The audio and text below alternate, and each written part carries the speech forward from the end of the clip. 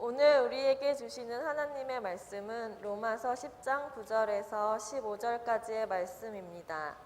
신약 성경 253면에 있습니다.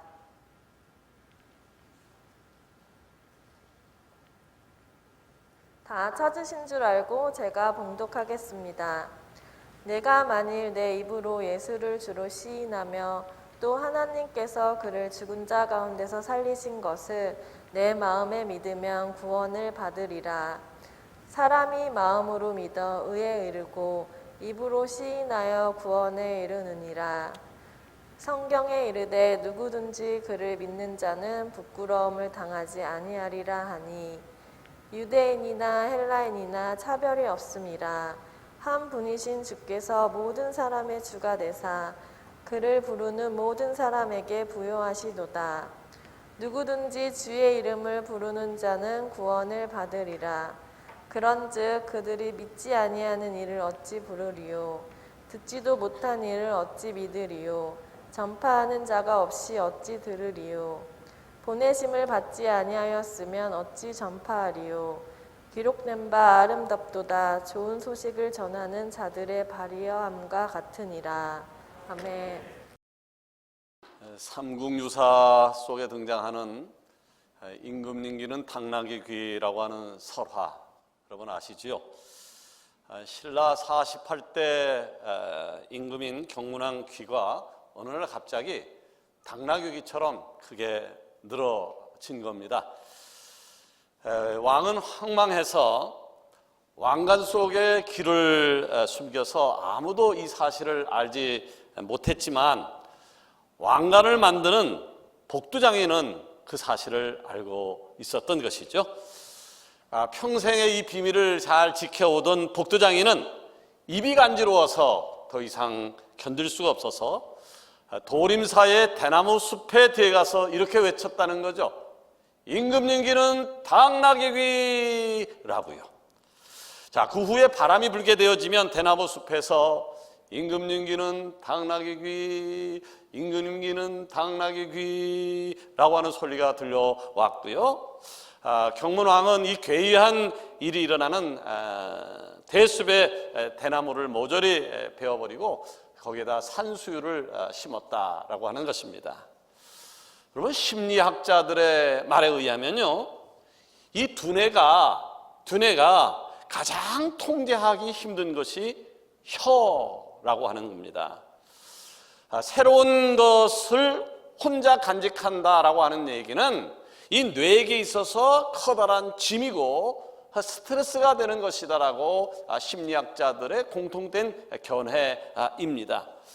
우리가 가만히 생각해 보면요, 그 어떤 비밀, 너와 나만 알고 있는 이 비밀이 발설되어져서 공론화되는 순간에 이 비밀의 주인공에게 불어닥칠 부정적인 결과가 너무나도 큼에도 불구하고 그 비밀은 지켜져야 되는 것인데 그 비밀은 대개 측근에 의해서, 가까운 사람들에 의해서 발설되어집니다. 자, 이렇게 사람은요, 내가 알고 있는 것을 말하지 않고는 견딜 수 없는 그런 마음들이 있는 것이죠. 하나님 여러분, 우리 정체성에 대해서 우리가 많이 나누고 있습니다만은 우리의 정체성은 그리스도인입니다. 하나님의 백성, 성도라고 하는 말이죠. 그렇다고 하면 성도의 특권, 그리스도인의 특권이 무엇일까요? 그것은요, 세상 사람들이 알지 못하는 큰 뉴스를 가지고 있다, 알고 있다라고 하는 말입니다. 곧 예수 그리스도의 십자가를 통해서 시작된 복음, 예수님을 믿게 되어지면 영원한 생명을 얻을 수 있다라고 하는 것입니다. 아멘. 여러분, 이 복음을 믿으시면 아멘. 아멘. 복음을 믿으시면 아멘. 아멘. 예, 이 복음에는요, 회복이 있습니다. 아멘. 복음에는 역전이 있고요. 아멘. 복음에는 승리가 있고요. 아멘. 이 복음에는 생명이 있는 것입니다. 아멘. 바로 예수님을 믿으면 영원한 생명을 얻는다라고 하는 이런 빅뉴스를 알고 있는데 이 입이 근질근질하지 않습니까? 이 사실을 알지 못하는 사람에게 전하고 싶은 마음이 불일들지 않겠는가라고 하는 겁니다. 그런데 안타까운 것이 있어요. 이 놀라운 복음, 예수님을 믿으면 영원한 생명을 얻는다, 천국 백성이 된다라고 하는 이 놀라운 복음이요, 10년 전보다 5년 전보다 비교해 보게 되어지면 전혀 효과를 발휘하지 못하고 있습니다. 코로나19 때문에 어쩔 수 없다라고 하는 핑계를 댑니다. 바쁘다는 핑계를 대기도 하고요, 아직도 복음을 전파할 만한 준비가 되어 있지 않다라고 이야기를 합니다. 여러분 아셔야 돼요. 복음은요, 글이 아닙니다. 복음은 글이 아닙니다. 복음은 소식입니다. 아멘. 자, 소식이 뭔가요? 누군가에게 반드시 전달되어져야 하는 것이 바로 소식이라고 하는 얘기죠. 그런데 반드시 전해져야 할 이 소식이 내 안에만 머물러 있다라고 하면 그것이 어떻게 소식일 수 있겠습니까? 그것을 어떻게 복음이라고 말할 수 있겠습니까? 오늘 저는요, 복음에는 어떠한 능력이 있는지, 그리고 왜 복음을 정답이라고 이야기하는지, 복음은 왜 전해져야만 하는지 함께 살펴보려고 하는데요, 마음의 문을 활짝 열고 아멘. 복음이 정답임을 인식하는 축복의 시간이 되기를 원합니다. 아멘. 복음에는 어떤 능력이 있는 것일까요? 왜 복음을 정답이라고 얘기하는 것일까요? 첫 번째는요, 복음에는요, 사람을 살리는 힘이 있는 것입니다. 아멘. 자, 우리는 지금요, 코로나 팬데믹 상황을 통해서 한 번도 경험해보지 못한 세상을 살아가고 있습니다. 힘이 듭니다. 어렵습니다. 자, 이런 와중에도요, 코로나19 바이러스를 하루빨리 이겨내고 모든 것을 제자리로 돌려놓기 위해서 수많은 의료진들이 수고를 하고 있습니다. 굉장히 감사한 일이지요. 자, 더욱이요, 그제부터는요, 우리나라에서도 백신 접종을 시작했기 때문에 곧 좋은 소식이 들려질 것이라 생각되어지니까 위로가 되어 아칩니다. 자, 그런데 한편으로는요, 눈부신 발전을 이룬 의학이 허무하게만 느껴집니다.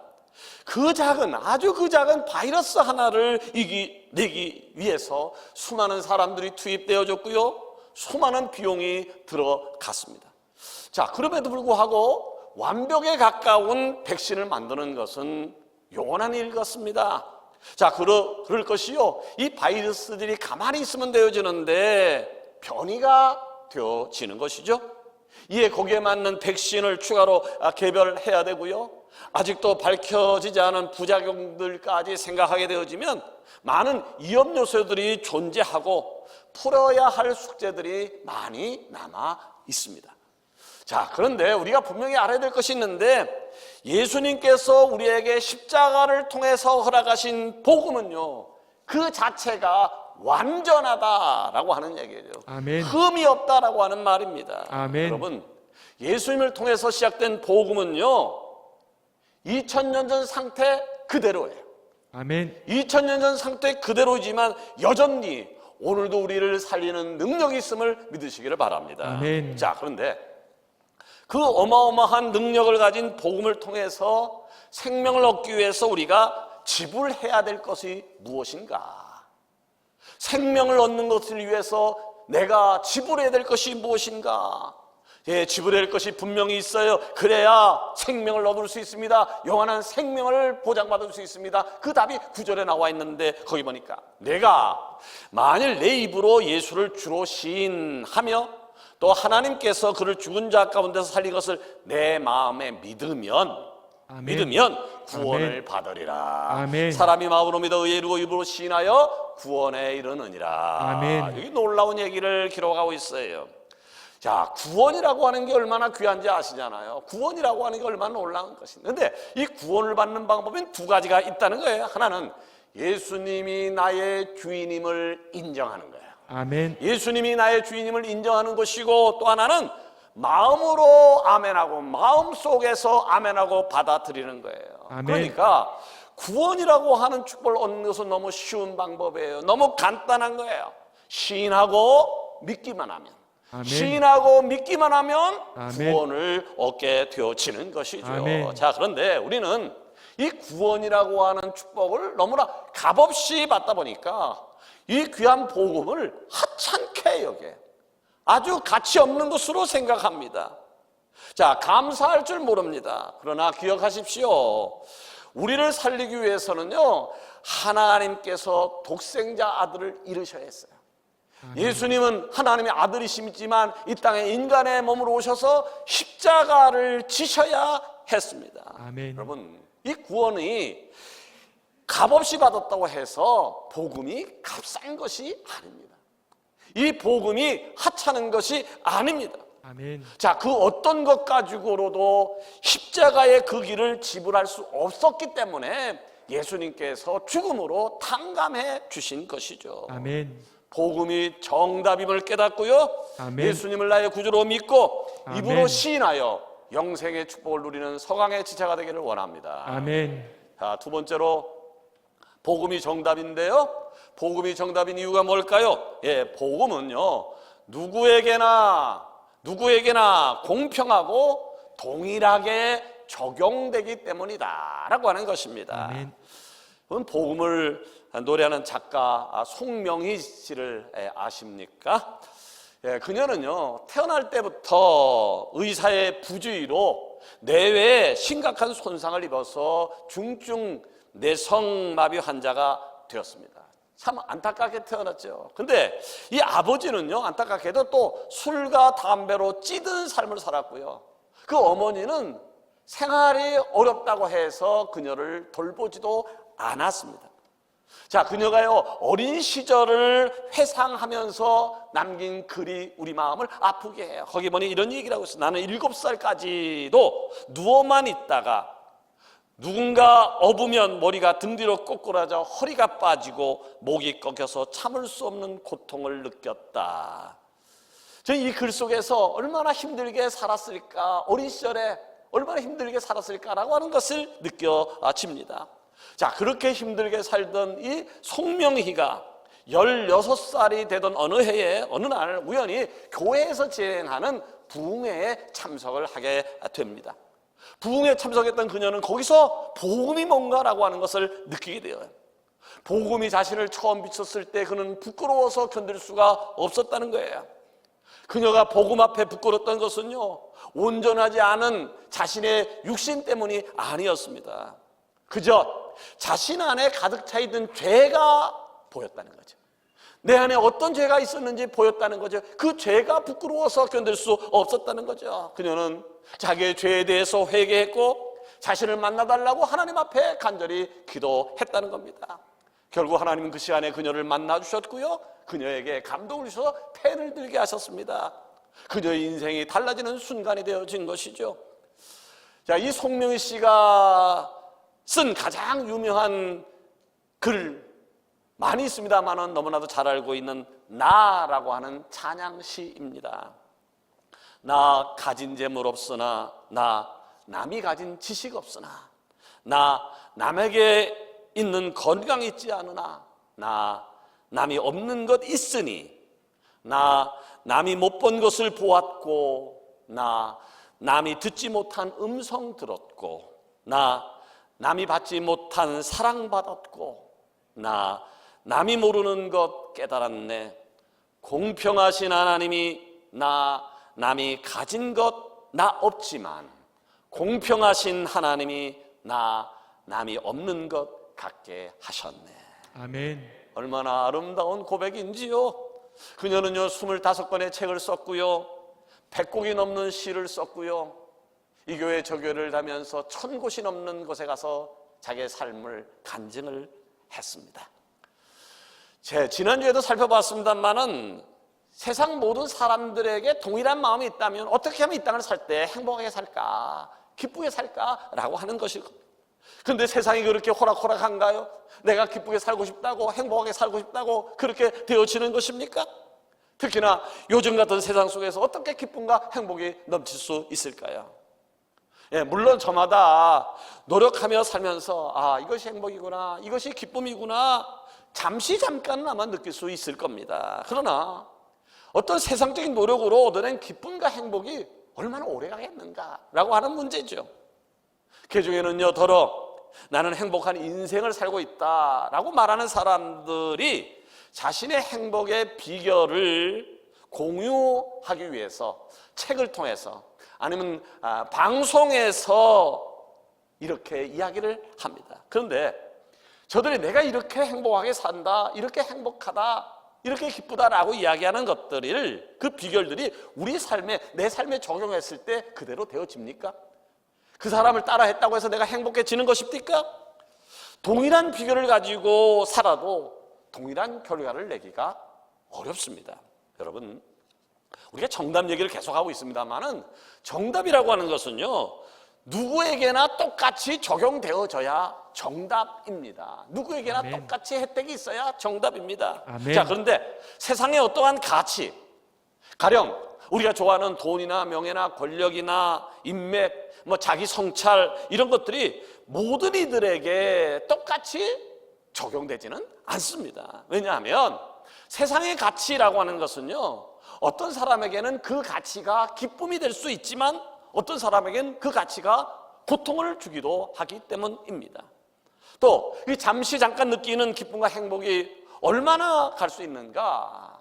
잠깐입니다. 그야말로 순간입니다.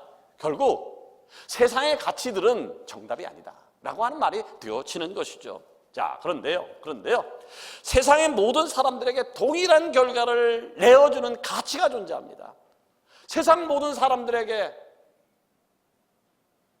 내어주는 가치가 존재한다고요. 무엇입니까? 바로 복음입니다. 아멘. 굿뉴스입니다. 아멘. 기쁜 소식입니다. 아멘. 오늘 읽은 본문 말씀 12절에 볼까요? 유대인이나 헬라인이나 차별이 없습니다. 한 분이신 주께서 모든 사람의 주가 되사 그를 부르는 모든 사람에게 부요하시도다. 누구든지 주의 이름을 부르는 자는 구원을 받으리라. 아멘. 여러분, 복음이라고 하는 것은요, 모든 이들에게 주어지는 결과가 너무나도 명확하고 그리고 동일합니다.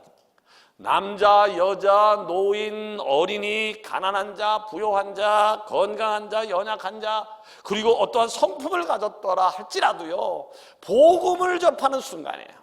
복음을 만난 순간 모두가 다 하나님의 자녀가 될 수 있고 아멘. 영생이 보장되어지는 것입니다. 아멘. 요한복음 3장 16절 우리 많이 암송하잖아요. 하나님이 세상을 이처럼 사랑하사 독생자를 주셨으니 이는 누구든지 저를 믿는 자마다 멸망치 않고 영생을 얻게 하려 하심이라. 아멘.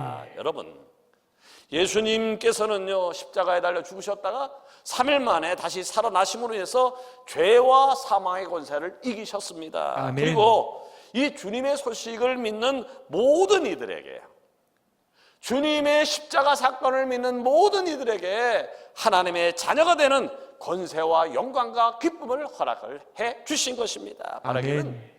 헛되게 붙들고 있는 세상의 가치를 이제는 내려놓고 아멘. 오직 복음이 정답임을 알고 복음과 더불어 승리하는 서강의 치가 되기를 원합니다. 아멘.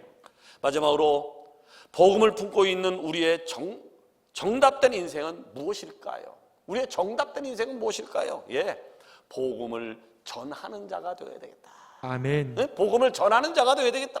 여러분, 우리가 새 생명을 얻은 것은요, 영원한 가치를 얻은 것은 다른 것이 아니에요. 복음으로, 예수를 믿는 그 믿음으로 우리가 영원한 생명을 얻게 되었어요. 아멘. 이 복음에는 예외가 없습니다. 연약하고 그리고 죄 많은 나에게도 동일하게 적용되어졌고요, 이 자리에서 하나님께 예비하며 그분 앞에 담대히 나아갈 수 있는 자격을 얻게 되어진 것이죠. 아멘. 자, 그런데 우리가 신앙생활 하면서도 많은 순간 이 놀라운 사실을 잊고 있다는 거예요. 우리가 예배드리는 것이 많잖아요. 정상적으로 예배드리는 사람들은 주일날 대예배드리지, 오후 예배드리지, 수요기도 해야지, 목요철기도 하지, 더 나가서 새벽기도를 하지. 자, 많은 예배를 드리면서도 순간순간 복음에 대해서 잊을 때가 많이 있다라고 하는 얘기죠. 여러분, 이 복음이라고 하는 것은요, 내가 혼자 알게 된 것이 아니에요. 복음은요, 스스로 깨달은 것이 아니에요. 누군가 내게 복음에 대해서 전해줬기 때문에 내가 복음을 알게 되어진 것이죠. 그 대상이 부모였든지 아니면 자녀였든지 친구였든지 이웃이었던 간에 누군가에게 내가 복음을 들어서 복음이 굿뉴스구나, 예수를 믿으면 영원히 살 수 있구나 라는 사실을 알게 되어진 것이죠. 아멘. 14절 이하를 볼까요? 그런즉 그들이 믿지 않은 일을 어찌 부르리요? 듣지도 못한 일을 어찌 믿으리요? 전파하는 자가 없이 어찌 들으리요? 보내심을 받지 아니하였으면 어찌 전파리요? 기록된 바 아름답도다 좋은 소식을 전한 자들의 발이여함과 같으니라. 아멘. 오늘은 설교 마치고 여러분들이 그동안 준비했던 태신자 작정하는 날입니다. 전도 발대식을 하는 날이죠. 이 얘기가 2주 전부터 광고가 나오자 가슴을 두근두근 또 뭐 어려운 시절이 왔다라고 이야기하는 사람도 있더라고요. 근데 여러분, 모두들 부담스러워하는 일을 왜 자꾸 하는 걸까요? 왜 자꾸 이야기를 꺼내는 것일까요? 이유는 간단하죠. 이제는 내 차례가 되었기 때문에. 아멘. 이제는 우리 차례가 되었기 때문입니다. 아멘. 자, 우리도 누군가를 통해서 복음을 들은 자로서 이제는 나도 누군가에게 복음을 전한 자가 되어야 되지 않겠는가라고 아멘. 하는 이야기입니다. 여러분, 복음에 빚진 내가 이 일을 감당하지 않는다라고 하면 그 일을 누가 할까요? 지나가는 아저씨가 할까요? 대통령이 할까요? 누가 할까요? 내가 복음을 전하지 않으면 누가 복음을 전하겠습니까? 그런데 현실을 돌아보자고요. 현실이 어떻습니까? 전도하려고 생각하니까 마음이 부담이 되어져요. 특별히 코로나 시대에 무슨 복음을 누구 보고 교회 가자고 이야기한단 말이야? 라고 하는 생각이 들 수도 있습니다. 계산을 먼저 합니다. 전도를 하려면 시간도 필요하고 무엇보다 남이 불편하게 생각하는 이야기를 해야 된다라고 하는 것 때문에 막연한 두려움이 생길 수도 있습니다. 그러나 여러분, 이 복음은요 머리로 하는 게 아니에요. 이 복음은 머리로 하는 게 아니에요. 계산기 탁탁탁 두들겨 보고 계산이 딱 서게 되어지면 시작하는 것이 아니에요. 복음을 말한다라고 하는 얘기는, 기쁜 소식을 말한다라고 하는 얘기는 성령 충만으로 뜨겁게 달구어진 마음으로 하는 거예요. 아멘. 아무나 복음 전하는 게 아니에요. 성령 충만한 사람이 뜨거워진 마음으로 내가 믿은 예수님, 내가 경험한 예수님에 대해서 아직도 이 사실을 알지 못하는 사람에게 전하는 거예요. 아멘. 왜 우리가 복음을 전하지 못한가요? 성령 충만하지 않아서 그래요. 복음이 무엇인지에 대한 확신이 없어서 그래요. 그러나 우리 복음에 대한 정확한 규정을 하자. 서두에 말씀드렸습니다. 복음은 굿뉴스예요. 아멘. 기쁜 소식이에요. 왜 아멘. 기쁜 소식이에요? 예수님 믿으면 영원히 사니까. 아멘. 이보다 더 큰 뉴스가 어디 있는가라고 하는 이야기죠. 그리스도인 우리가 평상시 기도를 많이 합니다만은, 기도를 많이 하는데 기도 많이 하는 제목 중 하나가 하나님 성령 충만하게 해달라고, 성령 충만하게 해달라고, 그것일 것입니다. 자, 우리가 왜 열심히 기도하면서까지 성령 충만을 강조하는 것일까요? 우리가 성령 충만해야 하나님과 동행할 수 있고, 아멘. 성령 충만해야 하나님의 사람답게 살 수 있기 때문입니다. 아멘. 사도행전 1장 8절을 보세요. 오직 성령이 너에게 임하시면, 성령이 너에게 임하면, 그 다음에 전제가 나와요. 자, 성령이 임하면 어떻게 된다고요? 너희가 권능을 받는데. 할렐루야. 아멘. 성령이 너에게 임하면 너희가 권능을 받고 예루살렘과 유대와 사마리아 땅끝까지 이르러 그때 비로소 증인이 될 수 있다. 아무나 증인이 아니라 성령 받은 사람만, 마음이 뜨거운 사람만 하나님의 사람으로서 이 복음의 뉴스를, 소식을 전할 수 있게 된다라고 하는 얘기죠. 아멘. 우리는 지난주 목요 철학기도 시간에 18명의 우리가 파송한 선교사를 오프라인으로 초청을 해서 홀리 웨이브 시간을 가졌습니다. 너무 귀한 시간이었죠. 세계 선교는 나하고는 관심 없는, 나하고는 관계가 없는 아주 멀게만 느껴졌는데, 현장에서 분투하는 선교사님들과 온라인이지만 실시간으로 은혜를 나누고 사명을 나누고 함께 기도했는데, 그런 기도를 하면서 어떤 생각이 들었습니까? 우리도 세계와 열방을 위해서 함께 기도하면서 복음을 땅까지 전해지는 일을 든든하게 감당해야 되겠다라고 하는 생각이 들지 않았습니까? 저는 그 시간에 너무 감사했습니다. 대한민국 은평구 박석곡에 있는 서강교회가 이제는 세계와 열방을 위해서 복음의 증인의 역할을 잘 감당하고 있다는 사실에 감격스러웠습니다. 동시에 이를 위해서 수고해줬던 우리 해외 선교부, 한가장 한선교부, 통역부, 방송팀, 찬양팀 한 사람의 얼굴을 떠올리면서 감사하는 마음이 가득했었습니다. 여러분, 우리의 남은 인생이 10년 되는 사람도 있을 것이고 30년 되는 사람도 있을 것이고 50년 되는 사람도 있을 것인데 우리의 남은 인생을 어디에 투자하며 살 것인가 좀 생각해 봤으면 좋겠어요. 그거 진지하게 받아들였으면 좋을 것 같습니다. 우리의 남은 인생의 최대 가치는 여러분 다른 게 아니에요. 땅 사는 게 아니에요. 집 사는 게 아니에요. 좋은 차 타는 게 아니에요. 지금 잘 먹고 잘 입고 잘 사는 게 아니에요. 우리의 최대의 가치는요, 복음을 전하는 것임을 믿으시기를 바랍니다. 아멘. 이것이 우리 인생의 최대의 가치라고 하는 얘기예요. 아멘. 나는 우리 교회가 그런 교회가 되기를 원합니다. 아멘. 그런 교회가 하나님이 원하는 교회일 것입니다. 말씀을 아멘. 맺으려고 합니다. 교회가 왜 존재하는가요? 우리 서강교회가 존재하는 이유가 뭐라고 생각합니까? 박석과의 정상에 우뚝 서서 지나가는 사람들마다 저기 교회가 있네, 저기 서강교회라고 하는 소리를 듣기 위해서 이 서강교회가 존재하는 겁니까? 아닙니다. 우리 서강교회가 존재하는 이유는 단 하나입니다. 바로 복음 전파입니다. 아멘. 여러분이 이 자리에 앉아서 예수님을 나의 구주로 고백하는 이유가 뭡니까? 단 하나입니다. 나를 통하여 그리스도의 나라가 확장되는 겁니다. 아멘. 그래서 우리 서강교회 핵심 목표를 세 가지로 정한 거죠. 한 사람이 12명의 리더를 세우는 것이고 한 가정이 한 교회를 개척하고 한 가지 한 선교사를 파송하는 그런 목표를 가졌습니다. 자, 우리는요 이를 위해서 기도로 행동으로 물질로 그 밖에 여러 방면으로 최선을 다해서 감당을 하고 있습니다. 왜 우리는 이 귀한 시간에 또 귀한 물질을 귀한 열장을 이런 데 투자하는 것일까요? 예, 복음이 정답이기 때문입니다. 아멘. 복음이 정답이기 때문입니다. 말하기는 아멘.